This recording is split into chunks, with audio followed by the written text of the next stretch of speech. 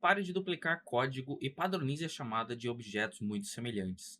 Esse é o Design Pattern Template Method. Se você ainda não conhece o Template Method, fique até o final do vídeo que eu vou mostrar para vocês como implementar um código e quais problemas ele resolve.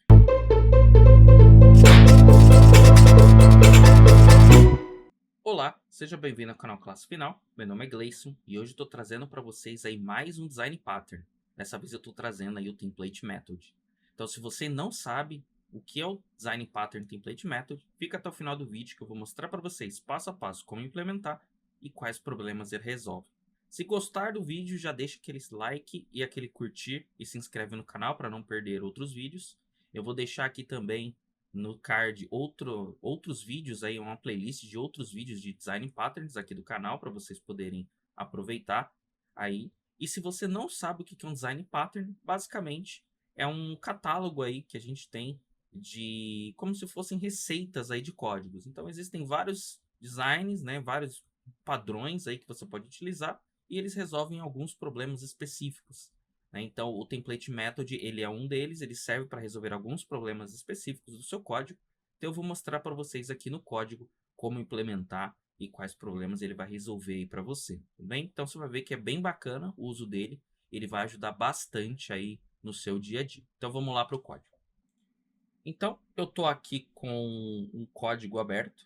Basicamente aqui eu tenho um projetinho aqui em PHP. Lembrando, os design patterns eles são agnósticos de linguagem, você pode utilizar ele com a linguagem que você quiser, desde que ela ofereça aí suporte à orientação a objetos. Então pode ser PHP, Java, JavaScript, C Sharp, enfim, Python, qualquer outra linguagem que ofereça aí, basicamente o suporte aí à orientação a objetos.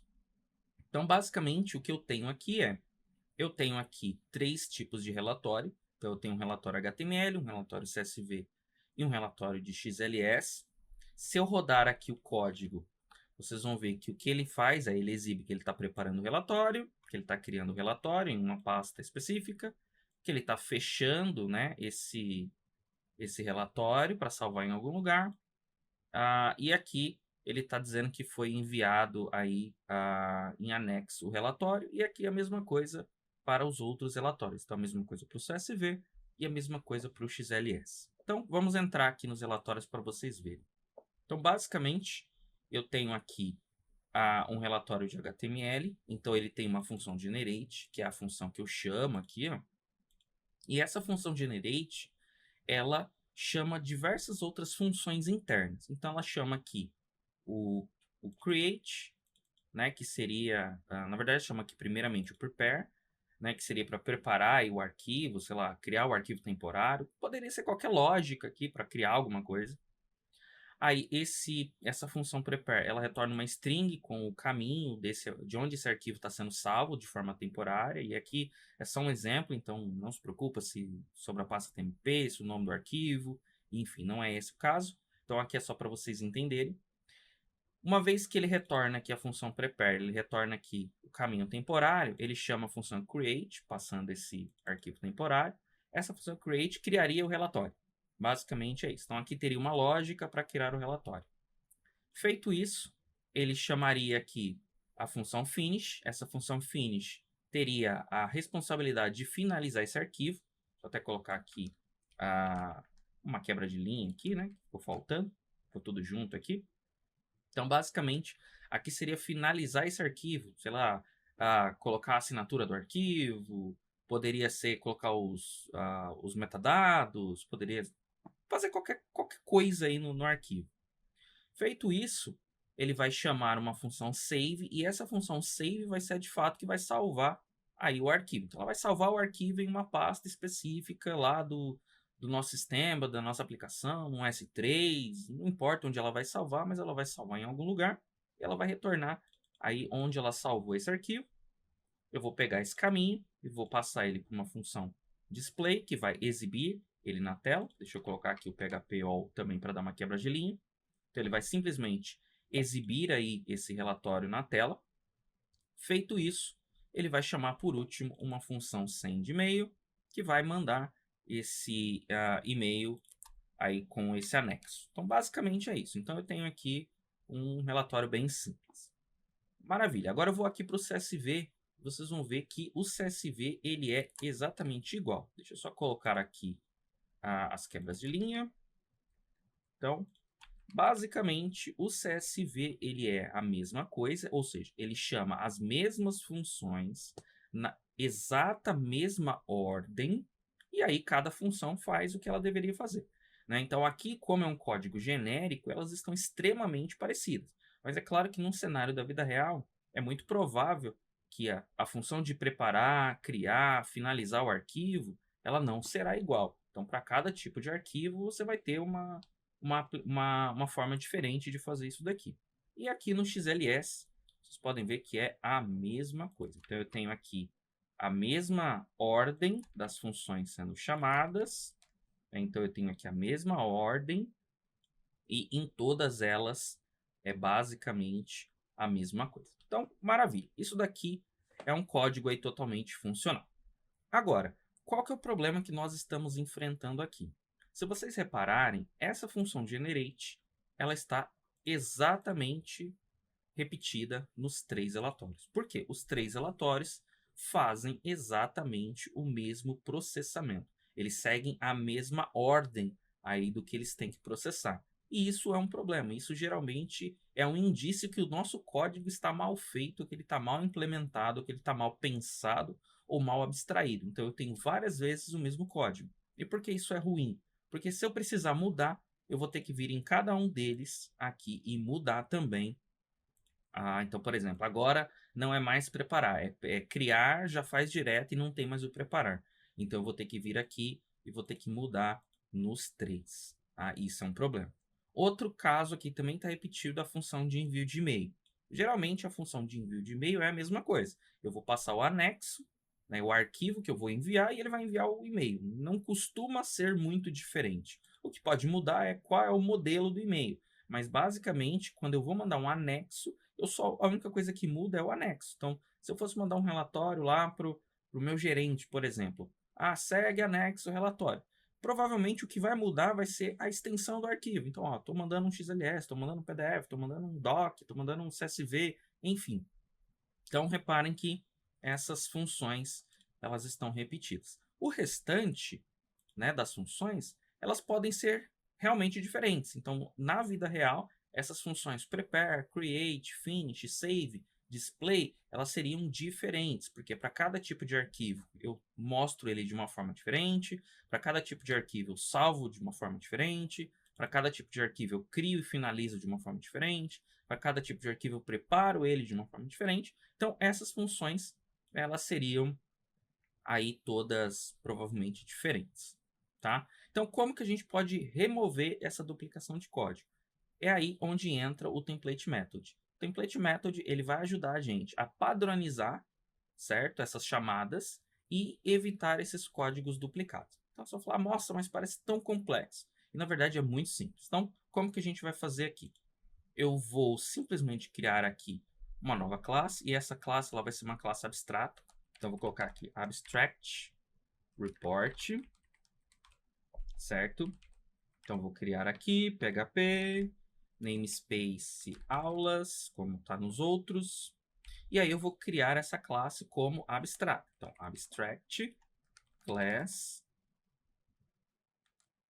abstract report. Nossa, mas por que que eu vou criar essa classe como uma classe abstrata? Para quem ainda não está muito familiarizado aí com uma classe abstrata é uma classe que ela não está completa. Ou seja, ela é um modelo para alguma coisa concreta. Ela ainda não existe. Então, por exemplo, eu vou criar um relatório. Relatório é vago. Qual relatório? Que tipo de relatório? Eu não posso criar um relatório sem saber o tipo, sem saber o conteúdo desse relatório. Simplesmente dizer crie um novo relatório não faz sentido. Então, quando a gente cria uma classe abstrata, a gente não consegue usar a palavra new. Eu não consigo dar um new nessa minha classe, porque ela é abstrata. Ela ainda não representa uma coisa concreta. Ela ainda não representa algo que de fato existe. No mundo real, né, por exemplo, vamos supor que eu tivesse aqui, por exemplo, uma classe aqui chamada cars, por exemplo. car seria um carro, né? Um carro. Carro, eu não posso simplesmente criar um carro, porque na verdade eu crio um modelo de carro. Então, se eu teria uma classe abstrata chamada cars, ou car, ela seria um modelo. Todos os carros, em teoria, estenderiam essa classe, ou seja, eles herdariam as propriedades dessa classe, e cada carro teria a sua funcionalidade. Então, modelo, Gol, Palio. Então, eu posso ter um novo Palio, eu posso ter um novo Gol, eu posso ter um novo Uno, mas eu não posso ter um novo carro, porque carro não é um modelo. Não existe um novo carro, existe um novo modelo de carro. Por isso que a gente usa aí uma classe abstrata. Uma classe abstrata, ela serve para isso. É quando ela é um modelo para outras, ou seja, ela não está pronta, ela não é algo que se possa criar, tá? Então, maravilha, eu tenho aqui a classe abstrata. Então, o que eu vou fazer aqui? Eu vou vir aqui no meu HTML report e vou copiar essa função generate para cá. Então, basicamente, agora, o que eu estou dizendo é o seguinte. A função generate, que estaria aqui, agora ela vem para cá. Veja que ela continua na mesma ordem. E que ordem é essa? A ordem que todos eles funcionam. Então, é a mesma ordem. Maravilha. Aí aqui ele está dizendo o seguinte. Olha, tem algumas outras funções aqui que elas não existem. Então, o que eu vou fazer? Eu vou copiar todas as outras funções. Vou jogar elas aqui. E agora que vem o pulo do gato. A função prepare, ela vai ser diferente para cada tipo de relatório. Então, não faz sentido eu deixar essa função prepare aqui, porque ela vai mudar para cada tipo. Então, o que eu vou fazer? Eu vou criar uma função abstrata. Uma função abstrata é a mesma coisa que a classe abstrata, ou seja, ela diz o seguinte, olha, todo mundo que for um abstract report vai precisar ter uma função assim, mas ela não define nada. Então, como que eu faço? Então, eu vou definir aquela como protected, certo? Por que não private? Porque eu não posso, vamos dizer assim, o private significa que a função só pode ser acessada dentro dessa classe. Se eu criar uma classe a partir dessa, ou seja, que estende essa, uma classe filha, ela não vai ter acesso ao private, então não faz sentido. Então, eu vou colocar aqui protected, abstract. A propósito, se você tentar colocar aqui, né? Eu quero tentar fazer com privado. Ele vai dizer que o PHP vai dizer, ó, você não pode criar uma função abstrata privado. Não faz sentido. Então, eu vou deixar ela aqui protected. E aí eu vou tirar a implementação dela e vou parar com ela aqui, ó. Ela fica igualzinho uma interface. Então, eu estou dizendo o seguinte, olha, qualquer classe que usar essa classe precisa criar uma função chamada prepare, que não vai receber nada e vai retornar uma string. Eu vou fazer a mesma coisa aqui para o create. Então, protected, abstract, vou colocar aqui o ponto e vírgula e vou tirar a implementação. Ou seja, aqui é só a assinatura. Mesma coisa para o finish. Protected, abstract, finish. Vou tirar aqui. E mesma coisa no save. Protected, abstract, function save, ponto e vírgula. E vou tirar aqui a minha implementação. Aí, no caso, a função display vai seguir a mesma coisa. Né? Cada relatório vai ter um jeito diferente de exibir os dados em tela. Então, vou colocar aqui como ela protegida e abstrata. Agora, a função sendMail, lembra que eu comentei que ela é igual para todos e só vai mudar o arquivo que eu vou passar para ela? Então, o que eu vou fazer? Ao invés de eu colocar ela em todas essas minhas classes, eu vou deixar ela simplesmente aqui. E aí eu vou trocar o private dela por protected. Ou seja, qualquer classe que herdar dessa classe vai ter uma função sendMail, que eu posso passar aqui um caminho e ela vai enviar o e-mail. Então, basicamente, ó, reparem que ele parou de dar todos os erros e aí ele está somente com os protótipos aqui das funções, ou seja, as declarações dizendo, olha, qualquer classe que for dar, né, que for estender essa classe, precisa criar esses carinhas aqui. Então, ela é uma classe abstrata. Isso significa que se eu tentar dar um new nela aqui, ó, new abstract, report, por exemplo, né? Ó, PHP ele nenhum não vai deixar. Ó. Aí, a propósito, deixa eu só dar um import aqui. Deixa eu ver, namespace, tá certo? Tá certo. Então, vamos supor que eu tivesse importado aqui, ó. Abstract report, certo? Então, se eu tentar rodar esse código aqui, né, ele vai dizer aqui, ó, eu não posso criar uma instância de uma classe abstrata. Eu não posso dar new numa classe abstrata porque ela não existe. E uma das características aqui no caso que mostra que ela não existe é ela tem aqui essas funções. O que essas funções fazem? Nada. Essas funções não têm corpo. Elas não existem. Ela simplesmente está dizendo, olha, eu vou ter que criar, mas elas ainda não estão criadas. Então, é mais um motivo pela qual eu não posso ter aí uma classe abstrata dando new numa classe abstrata, né? Porque dentro dela, ela pode ter funções aí que são abstratas, né? E que essas funções também podem não existir. Aí, outra dúvida que pode acabar existindo é a seguinte: e se por acaso, por exemplo, o envio do e-mail aqui na função do XLS for diferente? Então, não é mais desse jeito aqui, é de outra forma. O que eu vou fazer? É aí onde entra a herança.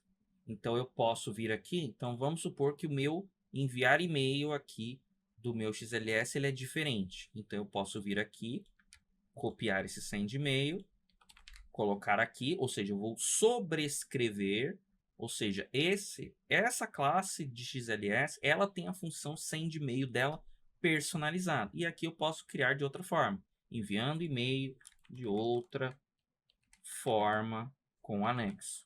Ou seja, a partir de agora, essa classe, né, de XLS, ela tem a própria implementação aí, né, do envio do e-mail. Se eu rodar aqui, né, o meu código, vocês vão ver que aqui, ó, ao invés de aparecer enviando e-mail com anexo, como deveria estar, agora aparece, ó, enviando e-mail de outra forma com anexo. Por quê? Porque eu sobrescrevi. Então, uma das características de quando você utiliza aqui uma classe Py, né? Então, eu criei aqui todas essas funções que tem aqui, elas podem ser sobrescritas. Eu posso vir aqui e simplesmente criar uma função com o mesmo nome, com os mesmos parâmetros e mudar a forma aí com que ela funciona. Com exceção aí de funções finais. Isso daí é assunto para outro vídeo, não vou me aprofundar aqui, mas existem algumas linguagens, o PHP inclusive, que permite criar algumas funções que elas não podem ser sobrescritas, né? Que ela é a versão final daquela função, ou seja, nenhuma classe que herde pode ir lá e sobrescrever. Mas tirando esse caso em específico, né, todas as outras funções elas podem ser sobrescritas, tudo bem? Então, o template method é basicamente isso. Você cria uma função, uma classe abstrata, coloca todas as funções que são repetidas aqui, e dentro das classes que você vai utilizar, você estende essa classe abstrata e coloca lá somente as implementações personalizadas. Então, todas as funções que são individuais, ou seja, que elas mudam para cada um dos tipos, você implementa, você coloca elas aqui nas suas devidas classes, e aí você simplesmente chama elas. Então, agora, toda vez que eu chamo o generate, eu tenho toda a lógica do generate direto aqui, toda a lógica do send e-mail direto aqui, e aí eu não preciso ficar repetindo o meu código está muito mais fácil agora de dar manutenção. Legal? Então, esse daí foi o videozinho aí do Template Method. Se você gostou, deixa seu curtir, deixa o like aí, né? Se inscreve no canal, comenta aí abaixo o que vocês gostaram, outros design patterns ou outros assuntos que vocês gostariam de ver aqui no canal. Eu vou deixar aqui, né, nos cards aí a playlist de outros design patterns e até a próxima.